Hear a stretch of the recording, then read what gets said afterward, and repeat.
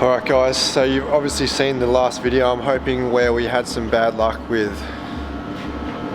that bad boy behind me, but it's not all for no reason. As you can see over here, I'm building up a new motor, and I figured, you know, I didn't get to do this back when I first built this car 6 or 7 years ago, but now I'm going to basically run you guys through my build, which is a pretty budget build to get reliable, strong power from the L27 or the 3.8 Buick motor. Same kind of deal for the Ecotec as well. Obviously slightly different components, but you know, same principles. So follow this series. I'll try to do it in 1 or 2 videos. I've got a fair bit of detailed footage, but basically we'll run through like you know, timing chain, heads, head gasket, head studs, lifters, rockers, all that kind of stuff, valve train with a stock bottom end. So you know, you could do this for, you know, easily under 2,000 bucks, even 1,000 bucks depending on how resourceful you are, and pretty much build a stout motor that can handle a serious amount of power and abuse until you do a stupid thing like me and fuck it all up.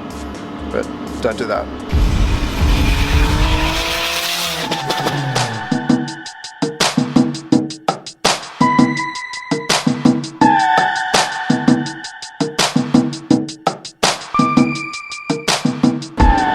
So you can see this one here I've already done.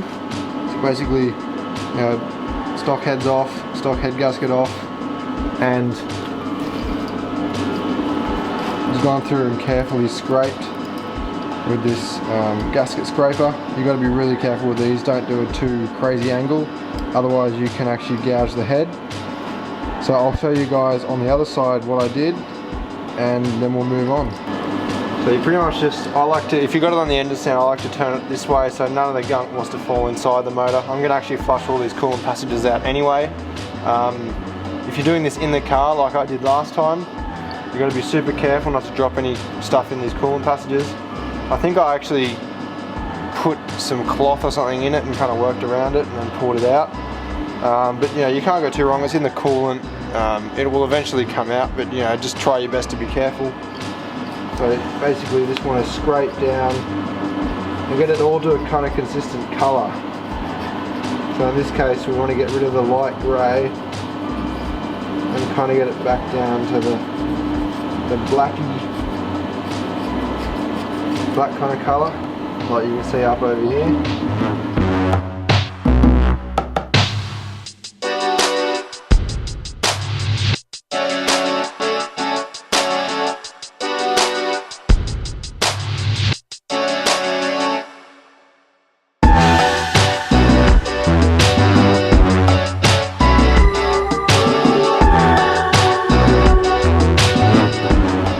So I just like to go through with a toothbrush and just kind of get rid of any dags that are around the edges.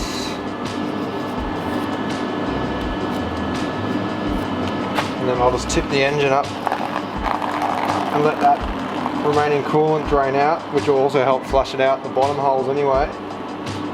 And then just come back through, clean all this shit out at the top of the cylinder. So yeah, for those of you who haven't seen the previous videos, definitely go check them out obviously. But in a nutshell, this is a obviously used motor. I sourced a low K one, this was 139,000 Ks, and I do actually believe it because a lot of this stuff looked pretty brand new still, especially the wiring loom that came with it. So I'm on a bit of a bonus. Also I can see the cross hatching is still inside the cylinders, which is always a good sign. Compression test showed pretty good, pretty consistent across all cylinders, about 160, but my battery was a bit weak so I wasn't cranking that fast. Alright, so now that we've scraped the head, the block deck surface with the razor blade scraper to get pretty much all the gasket off, the next thing we're going to do is, well this is what I do anyway, is get a nice aluminium oxide oil stone. So because I'm a carpenter builder by trade, this is a pretty standard item for me for sharpening shit. But if you guys don't have one, you can probably pick one up. I think this is about 60 bucks or so. it's definitely worth having. So this, I'm going to go over this. We got both a coarse side, which is still really fine, and then the extra fine side. So I also use kerosene as a bit of a lubrication. So I'm basically going to work over this whole deck surface and get it all back to nice shiny clean metal. So we'll do that now. So starting off on the coarse side.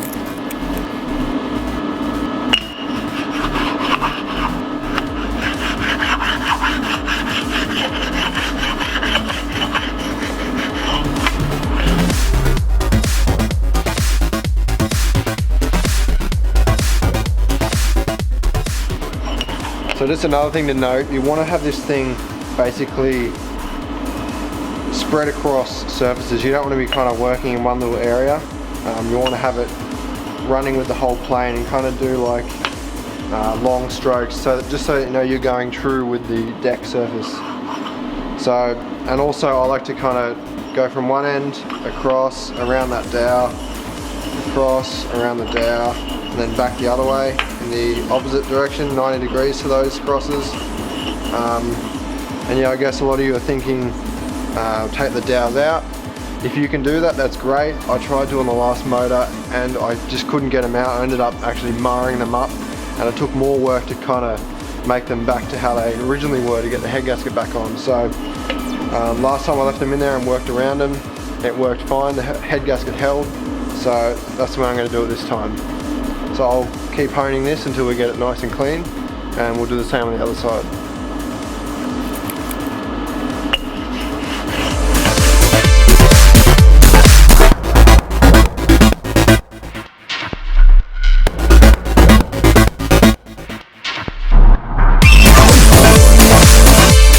So I've been at this now for about 15 minutes, just going over and over, same pattern, and I'm now pretty happy with that. It doesn't look like I'm going to get rid of all the black spots, but it's all super smooth. And yeah, I'm going to be applying some copper coat to these gaskets anyway, so I think that's good enough. So what I'm going to do now is tip it over and just flush out all these coolant passages. I'm going to blow some compressed air in and just make that all nice and neat, and then we'll work over and do the other side. Alright, so the block deck has now been honed and cleaned up with the oil stones you've already seen, so I'm happy with that. The only thing left to do there is basically clean it, head studs in, which we'll do very shortly. So the next thing is to look at the head. So this is my one of my fully worked heads. This was done by Ram's Head Service in Windsor in Sydney.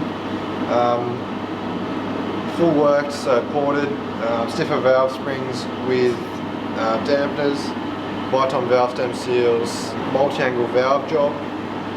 So these things seal up really nice, and they flowed really well as we started to see on the dyno.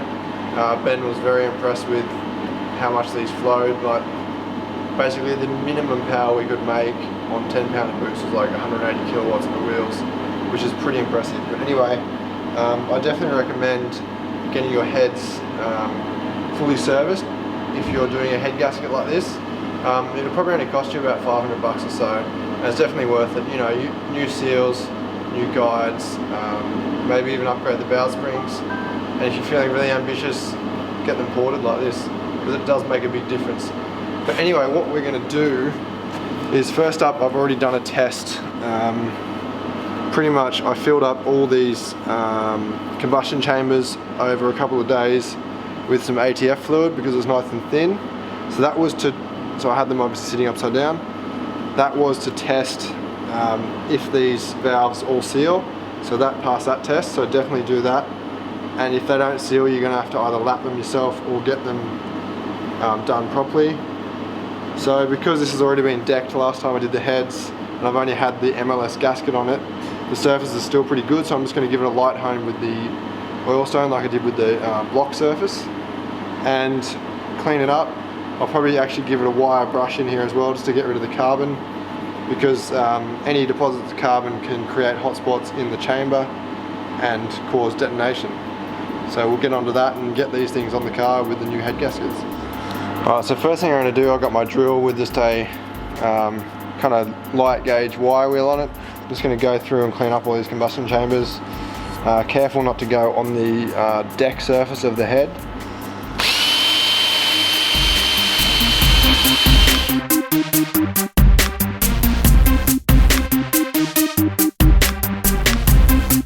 And then just simply blow it all away.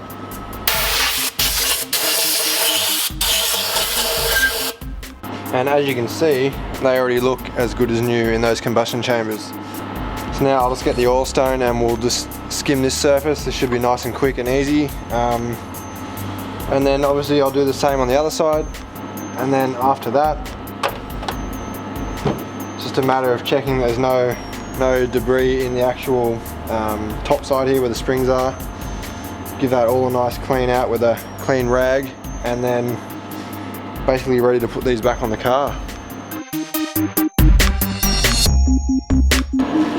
Alright guys, it's time for head jobs. So we are going to be now installing my worked heads, as you've already seen, back on the motor, or back on the bottom end, the block. So I'm going to run you guys through what we're using, how I'm going to do it, and we'll get these torqued up tonight. And there's another thing off the list to get this car back and running. So first thing, which Andrew's kindly done, he has gone over both the deck surface of the head and the block several times with a microfiber rag. So the next thing, I'm using the ARP head studs. So I'm sure everyone knows what these do. They're, instead of a bolt, these are reusable as well. So these are off the other motor.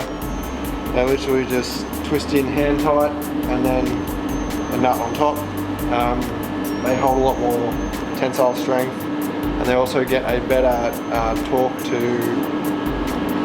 torque feeling, I guess, reading, instead of trying to twist a whole bolt and having torsional stress on the bolt, giving a misreading torque figure. So this way, with their special lubricant, which we'll show you when we get up to it, you get accurate torque numbers and good torque strength. So another thing to mention, I'm using Commodore MLS head gaskets. These are my old ones. They've been used once and they were great. You can reuse these, but you want to use a bit of copper coat sealant on them. So what I've actually done is, I'll put some photos on the screen, but I've drilled out the rivets. There's 4 rivets holding all the layers together. I've taken them apart, thoroughly degreased every layer, and then wiped it all clean, and then layered it back up and wrapped it up in Glad wrap, as you can see. So they're all thoroughly clean. So what I'm going to do, because they've got, what is it, I think it's 5 layers. So you've got one that's coated in Viton, then you've got bare stainless, then you've got another one that's coated in Viton, another stainless, and then the bottom one which is coated in Viton. So all the ones that are coated, I'm going to spray both sides with the copper coat, just to make sure they definitely seal up and don't have any coolant leaks, etc. And yeah, it should work just fine, so we'll see. Alright, so what I like to do, because these all go into a coolant jacket, I actually use RTV on the threads. I find this works really well for both sealing and also removal at a later date. So on this motor you've got the longest 2 go in there, and then you've got the short, all the short ones are along the bottom, and then the next long, or the only 2 to the left after the longest 2 go in, are on the sides here. So you just want to be careful not to get RTV on the deck surface.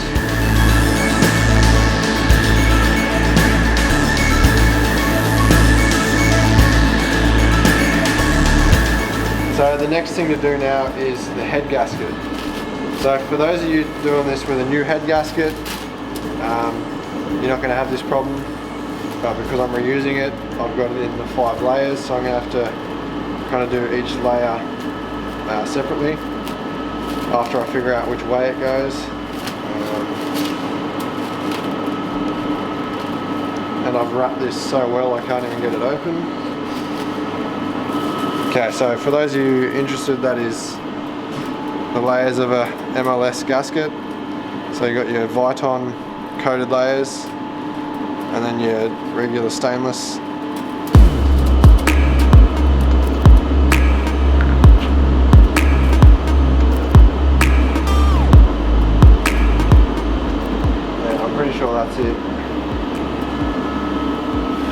it's obviously pretty self-explanatory because you've got these locating dowels which have to be where they are obviously. You want to check all your oil galleries so they both have a nice path of resistance, no resistance I should say, going through those galleries there. Yeah, all your water jackets line up, so that's pretty much good to go. So now what I got to do is keep them in order. I'll take the bottom one off, spray that with copper coat, wait till it goes a bit tacky, put that one on, then put the stainless one on, and repeat, which we'll show you now. So let's do it. Alright, so this is the spray we're using. Mixed opinions about this from people. If you're using the gaskets new, you're meant to just put them in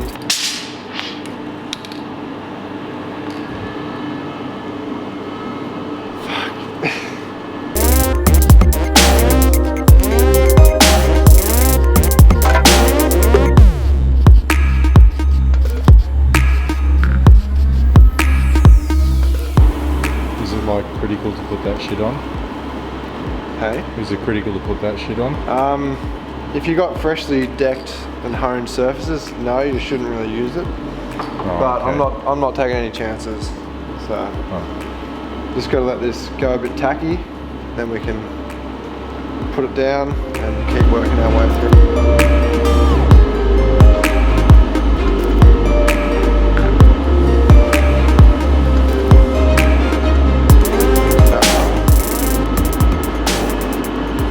This one just goes on naked. Does it matter which way they go, whether it's that way down or the other way down? They can only go one way. Okay. Yeah, that's right.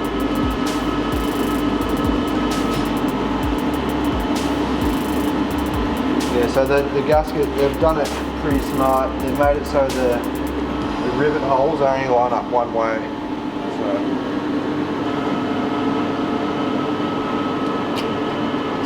You can get 5 from 5.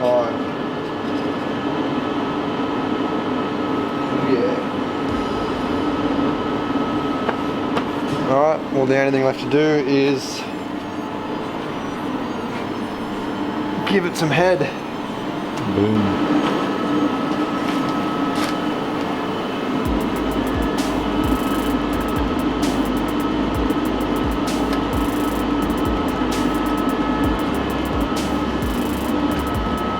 There we go. We have one head complete, almost. So next step, we got to get all our washers and nuts. We need to get them coated in the ARP assembly lube. So you got to coat both faces of your washer and the threads of the stud with the ARP lube they provide. It's just like a friction modifier, I guess. It just enables you to get an accurate torque reading when you're tightening it up. So I'm just going to clean off all these washers that we need. Because I'm actually out of the lubricant, because I used them last time, I'm going to be using this Newlon anti-seize, which is also like an assembly pre-lube, like what you put in your cam lobes and all that kind of contact surfaces.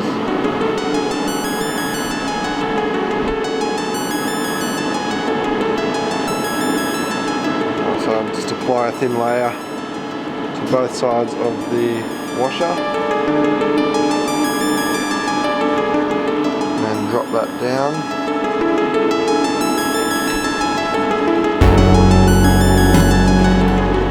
Alright, so that's the washers done. Now the threads have got to be done as well. So what I'm actually going to do is put it in the nut. I'm just going to squeeze a little bit inside the nut like that. That should be plenty to lube these up. Except my hands are all super slippery now. Alright, so we've got all the nuts and washers in. They're all finger tight basically. So ARP say to tighten them up in 3 stages up to 80 foot-pounds. 80 foot-pounds being about 120 10 Newton meters. So I'm going to basically go 40, 60, 80.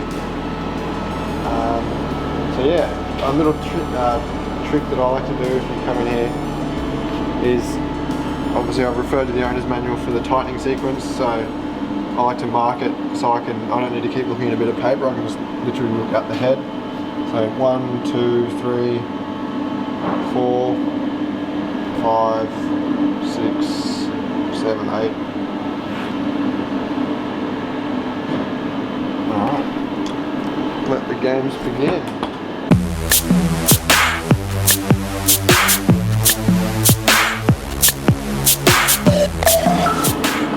So I just went through then just by feel. Now I'll go through and I'm going to do the 40 foot-pound sequence.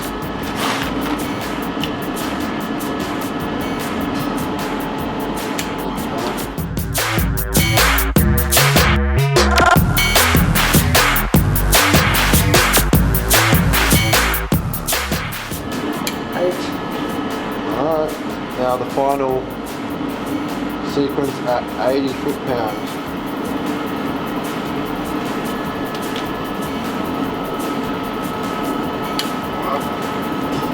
You can certainly feel the torque on those. 2, 3, 4,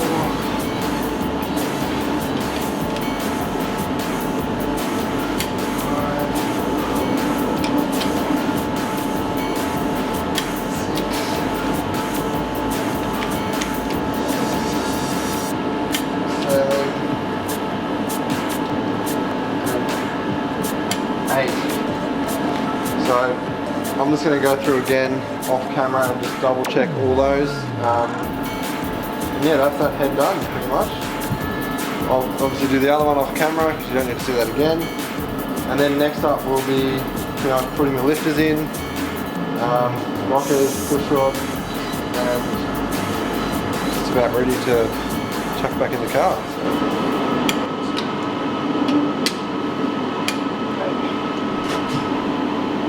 Victory! Alright, let's go home and go to bed.